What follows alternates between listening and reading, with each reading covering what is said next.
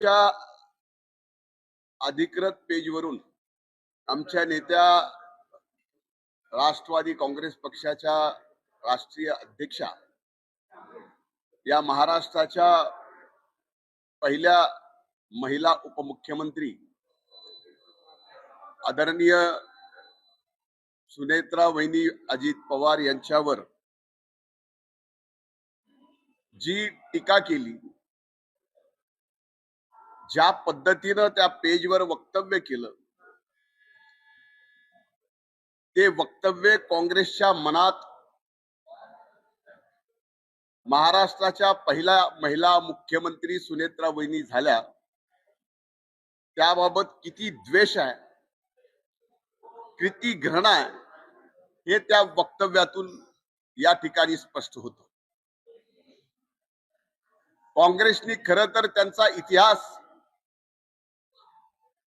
असं त्यांच्या अधिकृत पेजवरून वक्तव्य पहिल्या महिला उपमुख्यमंत्र्यावर करण्याच्या ऐवजी जर इतिहास पाहिला असता तर स्वर्गीय इंदिराजी ज्यावेळेस पहिल्यांदा देशाच्या महिला प्रधानमंत्री झाल्या त्यावेळेस त्यांच्या बाबतीतही असंच वक्तव्य तत्कालीन विरोधी पक्षांनी केलं.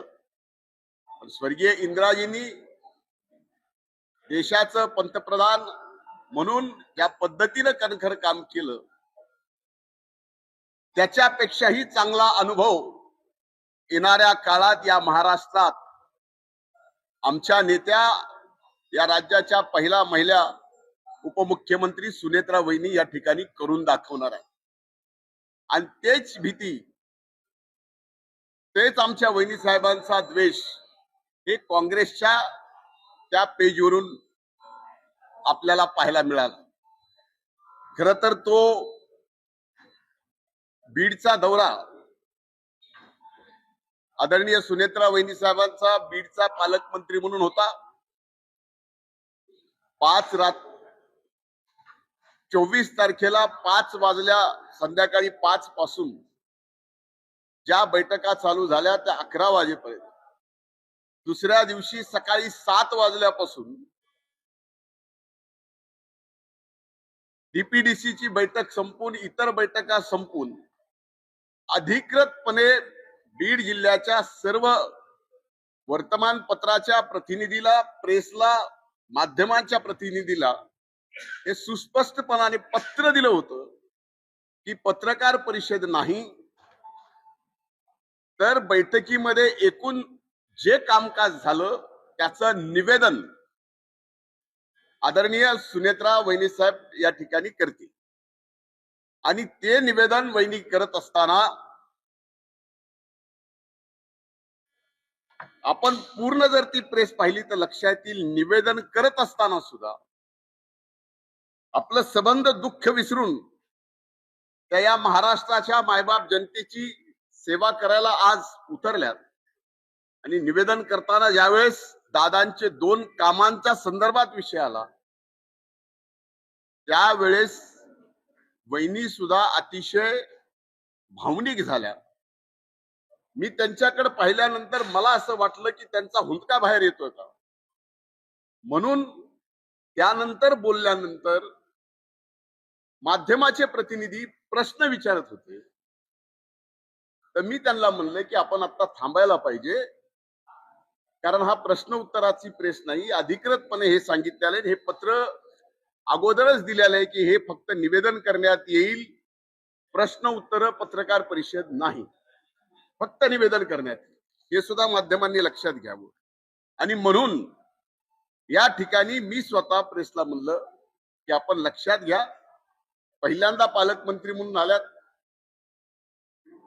अतिशय भयंकर दुःख पचवून त्या या ठिकाणी मायबाप जनतेची सेवा करायला आणि दादांचं सामान्य माणसाबद्दल असणारं प्रेम, त्यांच्या प्रती असणारं निष्ठा, त्याचा वारसा चालवायला त्या पुढे आलेल्या आहेत.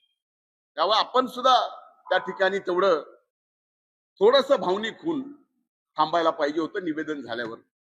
पण स्वाभाविक आहे, बीड जिल्ह्याच्या माध्यमांच्या बाबतीत मी स्वतः ट्विट केलं की 90 नाही 95% प्रतिनिधी प्रिंट इलेक्ट्रॉनिक मीडियाचे अतिशय चांगलं काम करतात, फेअर काम करतात. पण काही मंडळींना मात्र बीड जिल्ह्याचं वातावरण सहजासहजी निवडू द्यायचं नाही. जातीपातीचं ज्या पद्धतीचं राजकारण चालू ठेवायचंय त्याच्यासाठी ते तुझबरही त्यांचे प्रयत्न कमी पडू देत नाहीत. हे मी गेली 4 दिवस माझ्याच बाबतीत माध्यमांवर एकदा हे एकदा ते. आता चमत्काराचा विषय झाला, ते जर भाषण तुम्ही पूर्ण ऐकलं असेल तर तो चमत्कार माझ्या तब्येतीच्या बाबतीत होता, राजकारणाच्या बाबतीत नव्हता. दुसरा विषय शेतकऱ्यांच्या बाबतीत, तो शेतकरी वहिनीसाहेब समोर असताना अतिशय जोरात असं समोरून बोलत होता. तर मी म्हणलं शांतपणाने सांगा तर वहिनीसाहेबांच्या लक्षात येईल. एवढंच बोललो की माध्यमांनी चालवलं की शेतकऱ्याला मी दाब दिला. आता वहिनी साहेबांचा या ठिकाणी प्रश्न विचारला, हा प्रश्न उत्तराची प्रेस नसताना विचारला. त्यावेळेस मी म्हणलं आता थांबा, प्रेस संपली, कारण फक्त निवेदन करायचं एवढंच जर अधिकृत सांगितलेलं असताना मी थांबा म्हणलं तर ही चूक होत नाही. तर इथं धनंजय मुंडेची हुकुमशाही. अरे मी 2.5 वर्ष झालं एक ब्र शब्द ना माध्यमांवर बोलतोय ना तुमच्या समोर येतोय. तुम्ही किती मागं लागलात तरी मी बोलत नाही. आज मी कुठल्या तिथं मंत्रिपदावर नाही, मी फक्त आमदार आहे. तरी सुद्धा आमदार म्हणून मी हुकुमशाह आहे. म्हणजे एखाद्याचा द्वेष किती करावा.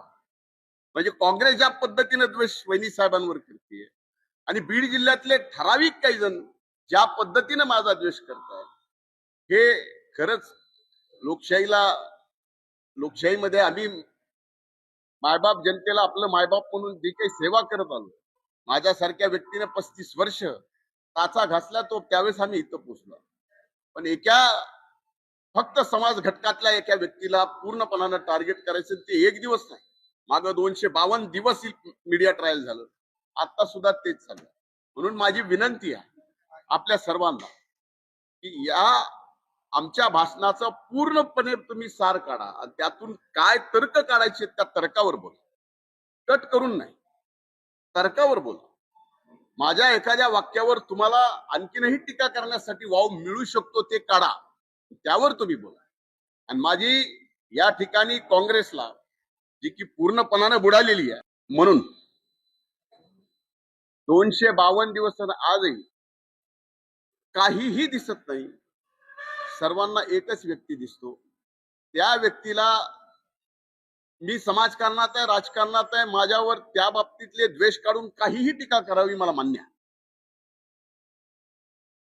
पण टीका माझ्या मुलाबाळापर्यंत, टीका अगदी माझ्या मातीला घाण म्हणण्यापर्यंत, ज्या मातीत मी लहानाचा मोठा झालो त्या परळीला, त्या जिल्ह्याला बदनाम करायचं. अरे मला तुम्ही करताय ठीक आहे, पण माझ्यावर सुद्धा बदनामी करत असताना कुठल्या प्रकारची. आता मी चमत्कार म्हणलं तर त्या भाषणात म्हणलं की आता काहीतरी चमत्कार करावा लागेल का. तर अनेक दिवस झालं मला म्हणतायत की तुझी तब्येत बरोबर नाही, लक्ष ठेव. ही खरी गोष्ट आहे, मधल्या काळात माझी तब्येत ठीक नव्हती. म्हणून मी म्हणलं की आता चमत्कार दाखवायची वेळ आली की एखादी सभा अशी घ्यावी आणि आपण चमत्कार दाखवावा आणि आपलं शर्ट न बोलता शर्ट काढून आपली तब्येत दाखवा. हा सार माझ्या भाषणाचा होता. पण त्यात टीका काय केली, झालं काय, विपर्यास केला. काय चमत्कार करणार आता धनंजय, काय करणार आता, जय महाराष्ट्र करणार का, काय करणार. अरे काय, एखाद्या माणसाने जगावं की मरावं. तुम्हाला चांगलं वाटतंय, माध्यमांना दाखवायला चांगलं वाटतंय, टीआरपी वाढतंय म्हणून एखाद्या व्यक्तीच्या, माझ्यासारख्या संवेदनशील व्यक्ती, माझ्यासारखा, मला माहित नाही की माझ्यासारखे इतके अतिसंवेदनशील व्यक्ती समाजकारणात, राजकारणात आहेत का नाही, असतीलही. पण ह्या गोष्टी सहनशक्तीच्या बाहेर किती दिवस सहन करावं. अरे आज 350 दिवस झालं मीडिया तुम्ही ट्रायल करताय, मला एकट्यालाच टार्गेट करताय, खाली नेतेही माझ्यावर टार्गेट करतायत. अरे माझी काय भीती आहे, मी इत्तू सायम आहे, इत्तू सायम आहे, क्या आहे मेरा. म्हणून मला संपवण्याचा ज्या पद्धतीने प्रयत्न केला जातोय, त्याच्यासाठी जातीपातीचं राजकारण जे केलं जातंय आणि एकाच समाज घटकाला या ठिकाणी बदनाम करून त्या ठिकाणी जे केले जाते, ते माझ्यासारख्यानी आजपर्यंत जीवनात कधी जात पात धर्म न पाळता, कधी अंगाला शिव पण दिलं नाही, न पाळता काम करणाऱ्या व्यक्तीला जर असं मी जातीचं करतोय, मी फलानं करतोय, हे जे चाललंय त्यामुळे मी मी उद्विग्न होऊन माझ्या मनातलं बोललो की अशा परिस्थितीत आज जे काही राजकीय सामाजिक परिस्थिती निर्माण झाली त्यात खरंच आपण सूट होतो का, हा विचार माझ्या मनात आला म्हणून मी ते व्यक्त झालो. हे बाय, मला नावं पुन्हा एक मिनिट, ज्यांनी ज्यांनी माझ्यावर टीका केली, अगदी व्यक्तिगत केली, भ्रष्टाचाराचे आरोप केले, ते कोर्टाने नलिफाय करून ज्यांनी अपील केलं, ज्यांनी पिटिशन दाखल केलं त्यांच्यावरच कोर्टाने 1,00,000 रुपये दंड दाखल, ह्या सगळ्या परिस्थिती तुमच्या समोर आल्या. मला कुणाच्याही बाबतीत काही बोलायचं नाही. माझा नियतीवर विश्वास आहे. आणि हा हिशोब नियतीच करत असते त्याच्यात. ज्यांनी खोटं केलं, मी जीवनामध्ये कधीच विरोधी पक्ष नेता झालो, आरोप खोटा केला नाही, पुरावा असल्याशिवाय मी कधी केलं नाही. पण या ठिकाणी चाललंय, माध्यमांनाही बरं वाटतंय त्याबद्दल. आता मी सांभाळून स्वतःला घेतोय की आपणही बरं वाटून घ्यायचं काय जे चाललंय. ए, आता तुम्हालाच माहिती की त्यांना 1,00,000 रुपयाचा दंड लागलाय, मी तेच म्हणतोय. हायकोर्टाने, माननीय उच्च न्यायालयाने 1,00,000 रुपयाचा दंड, त्यांनी जे पिटिशन दाखल केलं त्या बाबतीत, हा प्रश्न त्यांना विचारा ना. कधीतरी ही हिंमत करा माध्यमांनी. त्या बाबतीमध्ये मला काही आता बोलायचं.